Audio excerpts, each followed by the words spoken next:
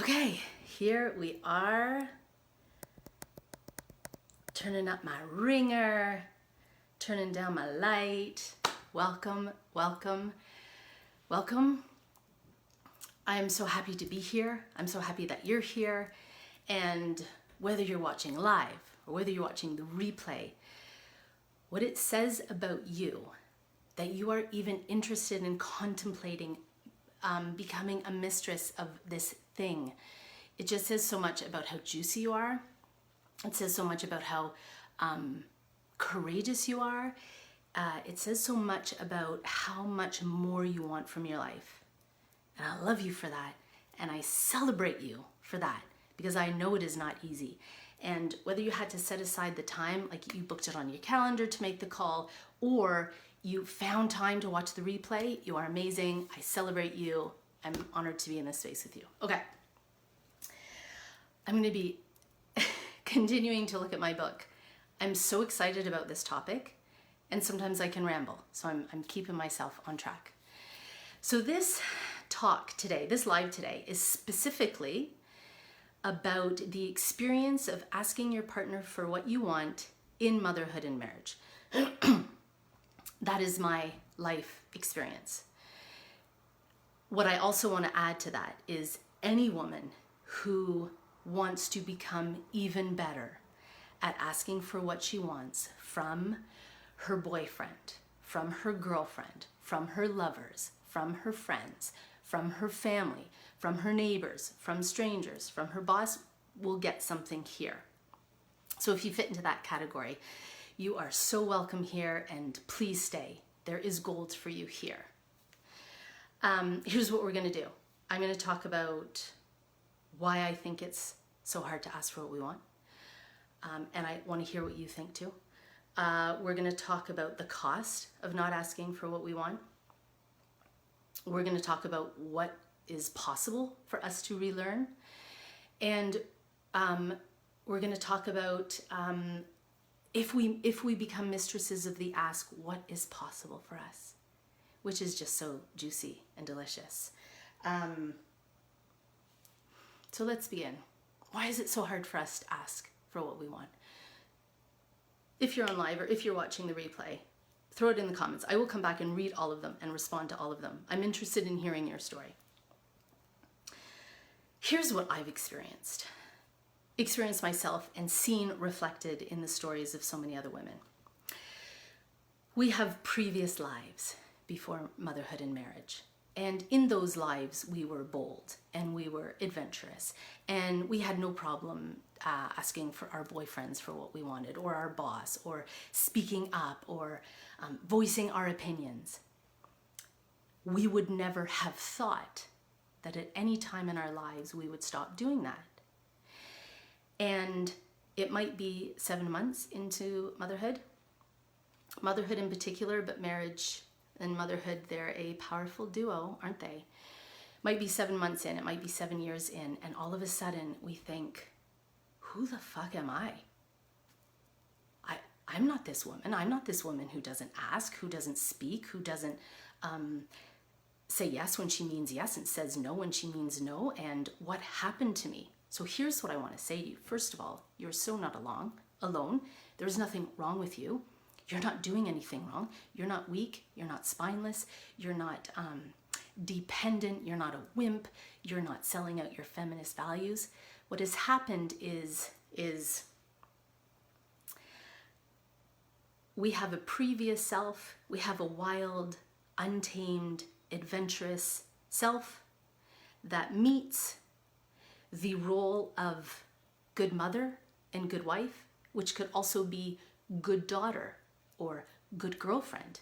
And these two selves meet and they get squeezed, and we so desire to be good mothers, and we so desire to have an amazing relationships, that we believe the idea about the good mother and the good wife, which revolves around the core element of sacrifice. If you agree with me, let me know. How often in the playground do we look at the mothers who like bring all the right snacks and who who do everything for their kids and take them to all the activities, and we say, oh, what a good mom. And I'm not saying that she's not a good mom.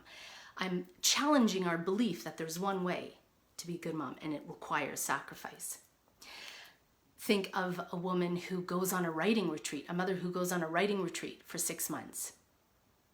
Nobody says, oh, what a great mom she is. And maybe inside we're thinking, she leaves her kids for 6 months? That's not a very good mom. So these are not necessarily ideas that our soul believes or wants, but they are ideas about what's required to be a good wife and a good mother. If you want to be a good wife and a good mother, you sacrifice. And you know what sacrificing requires? Not asking for what you want. Those don't go together. So here we are. All of us come into motherhood and marriage, if that's a part of our life, from different ways. Lots of us come in from this wild, untamed, bold place, and we meet that good mother, good wife role, and we lose our ability to speak up, and we lose our ability to ask for what we want, and we secretly believe that asking for what we want means rejecting the idea of motherhood and marriage. And it's not our fault. It's the fumes of what we breathe around motherhood and marriage. So that's one thing that makes it very hard. The other thing that makes it hard is sometimes we don't even know what we want. Sometimes we don't know what we want. And that doesn't mean that we don't have desires. It doesn't mean that we are not soulful. It doesn't mean that we are not deep. It doesn't mean that we are not passionate. It just means that somewhere along the line we have unplugged from our own desires. Life gets busy. Life gets fast. Life gets complicated. And while we were being good wife and good mother, we are unplugging from ourselves and plugging into our children and plugging into our partners. And we just lose that connection with our desires. So in fact, we don't know what we want.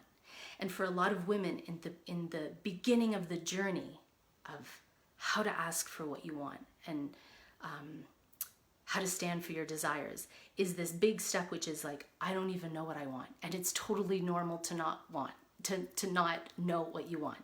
Here's what happens. So we come into a negotiation. It could be something as simple as we're going to order in food on a Friday night. I come into the negotiation with my partner, which is just a conversation, and I don't know what I want. I don't know if I want Indian. I don't know if I want Chinese. I don't know if I want pizza. So what will happen in that negotiation is I will come in not knowing what my desires are.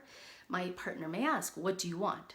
And I may say, I don't know. So you know what happens? The default is pizza on Friday night, so we get pizza. And pizza on Friday night might be perfect, might be great.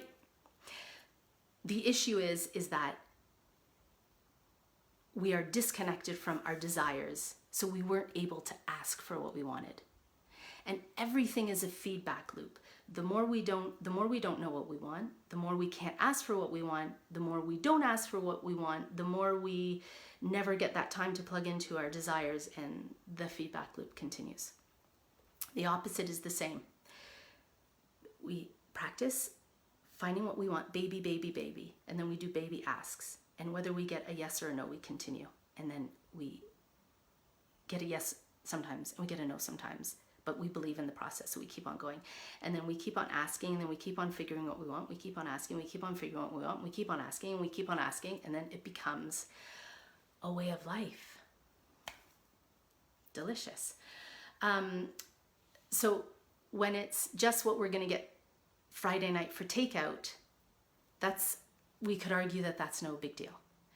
Although I would argue that even small decisions, being able to stand in your desire, is important. Let's talk about what happens during the pandemic. And the negotiation is, okay, the kids are home again and doing online learning.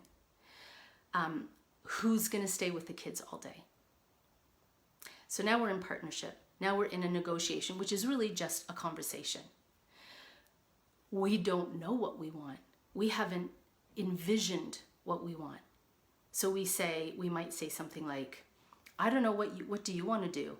Or I don't really know. I haven't thought about it. Or we haven't even allowed ourselves to dream about a new possibility. And so what happens? default. What's the default? I'll stay home with the kids. I'll put off starting my business. I'll put off work. I'll stop my job. I will stop school. I will lose my juice. I will take on all of that additional emotional, mental labor, and it's the default. And so because I didn't know what I wanted and I couldn't ask for it, we go into default. And then I am pissed as shit. I'm worn out. I'm overwhelmed. I am, and mostly I am so hurt with myself. I'm so angry at myself for not speaking up. I want you to know you're not alone. It's all a beautiful practice, and your story isn't over, so it's all perfect. Okay. The other thing that gets in the way of us asking is we have this idea that our partner should know. Let me know if you agree with this.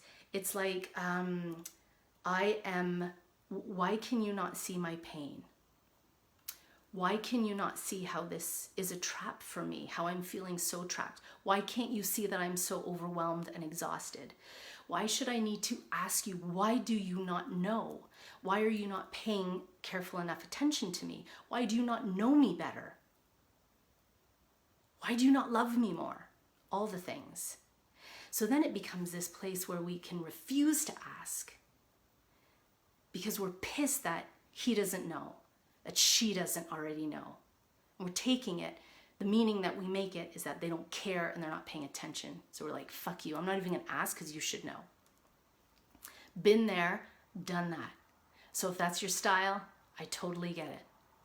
And you know, and I know that it is toxic and it just hurts us. So we don't wanna stay there. We wanna move on to something even better. Here's the next reason why I believe it's hard for us to say no, and it's about the fear of getting no. No. No is a scary thing to get if we think that everything rests on that one question. And that one time we get no.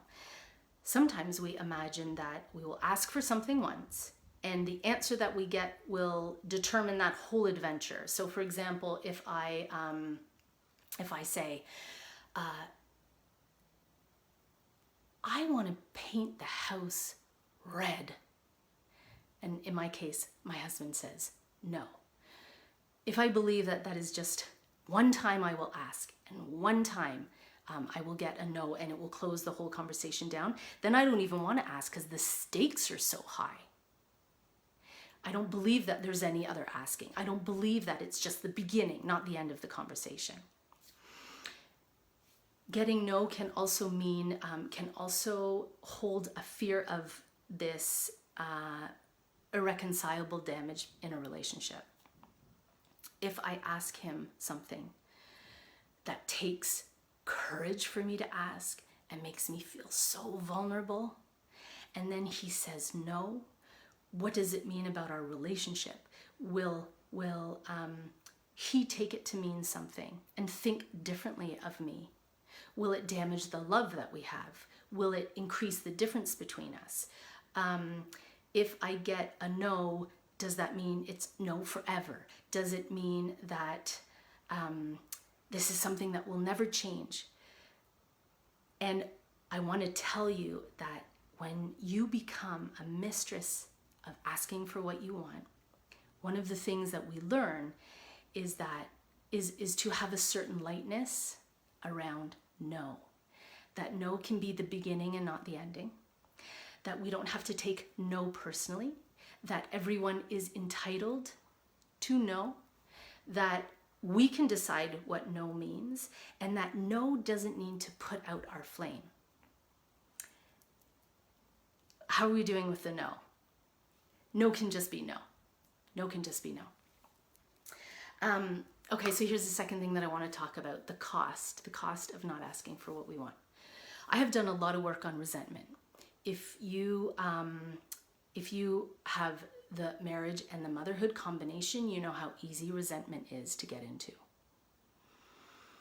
In a way, it's almost expected that of course you will be resentful because of course this is just how motherhood and marriage work, and we can complain about it and we can vent about it, but this is just it, right? It goes back to the good mother and the good wife that requires sacrifice. This is just what it is. Yep, you'll lose your life. You won't do anything you like anymore. Your sexual energy will be turned off and you won't be as vibrant and fun as you used to be. And that's just the way it goes. Just like, and of course you'll be resentful because that's just the way it goes. I did not realize until later the connection between resentment and asking for what we want. So let's imagine our day-to-day life, especially if you are with young kids right now, like kids under 12. Our day-to-day life with childcare and household maintenance and all the domestic stuff. I want you to imagine what it would be like if you could ask and receive a yes for every way that you wanted to be engaged in all of those aspects. For example, if you did not want to discipline your children, you only wanted to play with them, that's what you did. If you wanted to do no cleaning at all, except for like making your bed, that's all you did. If you hate cleaning, but you love cooking, that's all you do. If you hate cooking, but you love drying dishes, that's all you do. Imagine what it would be like to have your day centered around exactly what you want to do and doing nothing that you don't want to do. Now in that space, and here we are, we're using our imaginations and we're just thinking that everything is possible. In that space, do you feel resentment? There's none there. There's none there because you are doing only what you want to do. So asking for what we want actually takes us out of resentment into creating our big, legendary, juicy, glamorous, exciting, legendary life. Okay. Resentment, as you know, is toxic. It's toxic for our bodies. It dims our light. It dims our joy.